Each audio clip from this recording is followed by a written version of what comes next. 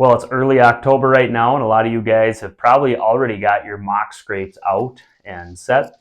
And we've also got some natural scrapes popping up in the woods. And mock scrapes for me are a really big part of my whole hunting plan of attack in the fall. You guys know I hunt a lot of public land. I also have some private land here at the house that I hunt where I do some food plots. But most of my mock scrapes are out in those big woods and public land settings. And for me, they're a really important tool to not only try to get that buck within bow range or even within rifle range if it's areas where I'm rifle hunting, but also just to take inventory too. You can get a really good sense for what bucks, what deer in your areas, how many does. A lot of my mock scrapes, you guys have heard me talk in my videos. I'm getting a lot of does on those mock scrapes, even in a lot of cases when you have a mock scrape that's really been adopted well and it's getting good usage. I've seen 50% does to 50% bucks using that scrape. And that's the beauty of having that mock scrape or primary scrape. Once you get multiple deer using it and adopting it, it's really that dialogue tool between the does and the bucks, so they know where each other are at during the rut. So that's what we're going to talk about here. Just a couple main concepts and things that I apply when putting mock scrapes out in the woods, and what I've done over the years to maximize the adoption rate, or how often deer will start to use my mock scrape, because I've gone down a lot of dead ends before, and there's some mistakes that I see guys making quite a bit. The main mistake that I see you guys make is thinking that by putting a mock scrape in a certain spot, that you're going to create that deer mecca or that bow stand or rifle stand hot spot just because I put a mock scrape there. It really doesn't work that way.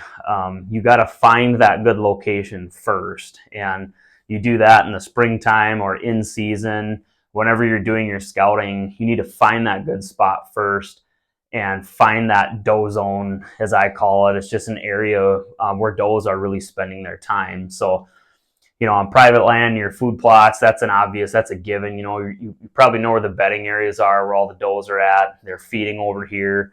Even if you get into the public land situations, you might have a lot of private land out by the highway with alfalfa fields, corn, soybeans, whatever it may be, ag fields, cropland. You know where those does are feeding every evening and night, and then they're going over here into the daytime in the bedding areas. That's your job as the hunter, is to find that doe group, that doe family group, and that's how we're going to start this process of having a successful mock scrape, is understanding and knowing where the does are at first. I just can't stress that enough, how important that is. That's the first thing you got to do. If you're out in some remote rut funnel, some really remote swamp island out in the middle of nowhere, where deer very seldom go, you're probably not going to see a lot of usage or adoption of that mock scrape. Bucks may sniff it and check it out as they're cruising through, going cross country, but you really need to get on that spot where bucks want to scrape in the first place, and that is in and around those doe family groups. So, in the big woods settings of, say, northeastern Minnesota, north central Minnesota as well, other parts, there are ways to find those doe family groups. It might seem kind of hopeless, and it does at times, even for myself, but we'll jump right back to the video here in a second. But I just wanted to show you guys real quick how we've got all of our trees browse blockered up for the year now. They'll stay this way all through winter into next spring, and then we'll take this off and reuse them in subsequent years. But if you're someone who's been looking for a way to stop deer browse on your young trees, these browse blockers flat out work, and it's a really low cost solution to protecting a whole bunch of trees. So if it's something that you think could help you out, just check them out at browseblocker.com, and you can learn a little bit more about them on the website. You can see how we've got even the lower branches down here protected by the netting. You can really protect this whole tree for a really low cost. When you go to check out, if it's something that you think might help you, just say that you saw this on YouTube, and we'll throw in 10 free clips and nets on top of whatever you order. It's amazing. There are certain areas where you will find those doe family groups. Maybe it's near a younger to mid-growth aged clear cut. Maybe it's a young pine plantation that's got a lot of hazel brush and young oaks and things coming up with a ton of browse in it. Kind of a mixed, scrubby oak and brushy pockets interspersed among a young pine plantation. All of these are areas where you're going to find those doe hotspots, and you'll know that by the droppings, the tracks, the trails. You'll know when you find that hot clear cut that's full of does, the pine plantation, whatever it is. And like I say, if you have ag in your area and you know where that's at on the private land, that makes this process of finding those doe family groups and those doe zones even easier. All right, so now assuming you found that doe zone, the next thing you need to do is there's really kind of two criteria. You need to get into an area, and I'm assuming you're doing this for hunting purposes, right? That it's going to be near a stand of yours. That's how I set mine up, is so that they're within bow range of my bow stand, or they're within a rifle shot if it's by a rifle stand. And so you need to get into an area where you know that you're going to be able to catch that daylight mature buck on his feet. So you may have access to hunt some cornfield, but if they're not coming out there until after dark along this real busy, say, crop field or alfalfa field out by a highway, a busy highway where people stop and look at deer, you're probably not going to catch deer on their feet at that mock scrape anyways. So you need to get back into the cover. A lot of times I'm hunting bedding areas or rut funnel type areas on public land that is a really heavy cover in or adjacent to that doe bedding area. And you need to be in a spot where a mature buck is going to daylight in the first place, right? So I've done some videos even this fall of talking about those alder or willow swamps, tamarack swamps, swamp islands, rut funnels, getting away from other hunters, barriers to access in the form of a wet swamp or distance from the nearest access point or four-wheeler trail. Those are kind of the two things that I use as a barrier to access to other hunters. And, I'm able-bodied enough to be able to do that, and there may come a day where I can't do that, or the younger guys are going to go in further than I am, and that day may come. But for the time being, I'm using those barriers to access to get into a remote situation where I can catch that mature buck on his feet in daylight in the first place in that doe zone. And then the next thing you need to do once you've found that is find some type of edge or opening. So in the areas that I hunt, there's a couple common scenarios that's set up. I've talked about ash swales, kind of a yellow grass swamp, like a dry yellow grass swamp edge. It's not deep water. You're not in knee boots or hip boots or anything. It's just kind of that transition cover between the low wet swamp up into the high ground. Maybe it's upland cedar. In other cases, it's old public land production timber cuttings where there's an old clear cut and they planted it back into red pine or spruce or something like that.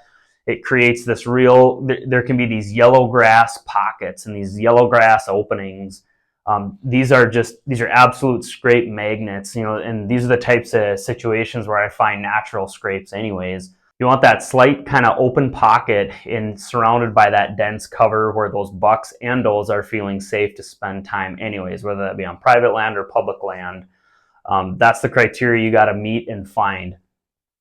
If you just put a mock scrape on some, heavily used trail in the thick hazel brush, there's a good chance it's not going to get used. I mean, deer might stop and sniff on whatever, mock scrape scent you put out, but the best scrapes that I've found where it's a true primary scrape, meaning there's multiple bucks and multiple does using it all season long, those have been on some type of open edge, open grassy pocket edge in and around those areas that I'm describing. So again, a lot of times people will get it backwards. They'll think that the mock scrape creates the good spot. It doesn't work that way. It actually works in reverse order. You first need to find that good hunting spot and then put your mock scrape there if you want it to get adopted. I still swing and miss a lot. I strike out with my mock scrapes. I can even think of, I've got several out so far this year, and A couple of them have been adopted, a couple of them have not been. I'm batting about 50% right now. Now, those ones that have not been adopted, they may be soon. It's early October when I'm filming this video, October 5th actually. So a couple of them have been adopted, and I know that now based on my cell camera data, but a couple of them have not been. And so it's not a guarantee. All this that I'm describing, these are just ways that I have maximized over the years the adoption rate on these scrapes. It doesn't mean it's a guarantee. So like I've said in other videos, it's really, the mock scrape is really just pulling back the curtain and revealing what was already going on in that part of the woods anyways, meaning there was a doe family group set up, and those bucks were going to be orbiting and satelliting those doe family groups anyways this fall. That mock scrape just confirms that through the photos that you're getting. And, by putting a random mock scrape out in the middle of nowhere in an area void of does and deer, you will have very little success in that situation. You may get the occasional random buck passing through, and he stops to check it out. You may get that, but that's not what I'm after. I'm after adoption and real use of that mock scrape throughout the year. There's a couple different ways I've made my mock scrapes.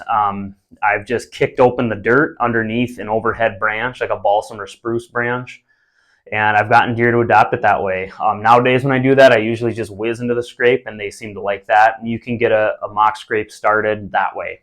No scent, no nothing, just that. The other thing you can do is you can put some scent on the overhead branch. There's a couple, there's one brand that I like with a couple different scents they make. These are the Buck Fever Synthetics, they're called. I just ordered these on Amazon. They didn't give me these. I don't know the owners of this company. This is just what I've had success with over the years. I bought these with my own hard-earned money online. You guys can too. Just put in BF Rut or Buck Fever Synthetics into Amazon, and this type of stuff will show up. So one's a pre-post rut, and the other is a peak rut. And when I'm juicing up the overhead branch, I'm just kind of correlating it depending on what time of the year I'm refreshing the scent on it with. One thing I should mention too is there are many counties in Minnesota right now that have a feeding and attractant ban. So make sure you're checking that out and following the rules there. Be aware of that. So there are some counties where you're actually not allowed to put any attractants out. So depending on where I'm at and where I'm hunting, I hunt a lot of different public land areas around all over northern Minnesota. Some areas I can use attractants, some areas I cannot. So make sure you check that out and you guys are following the regs there. Let me know down in the comments what you guys like for scents or lack thereof on your mock scrapes. And let me know your best tactics for adoption of your mock scrape. What do you guys like to do that gets bucks to adopt those scrapes the best? I'm fired up. It's early October. The rut is right around the corner. I hope you guys are fired up as well. Let me know what you guys think down in the comments below, and I will catch you guys on the next video.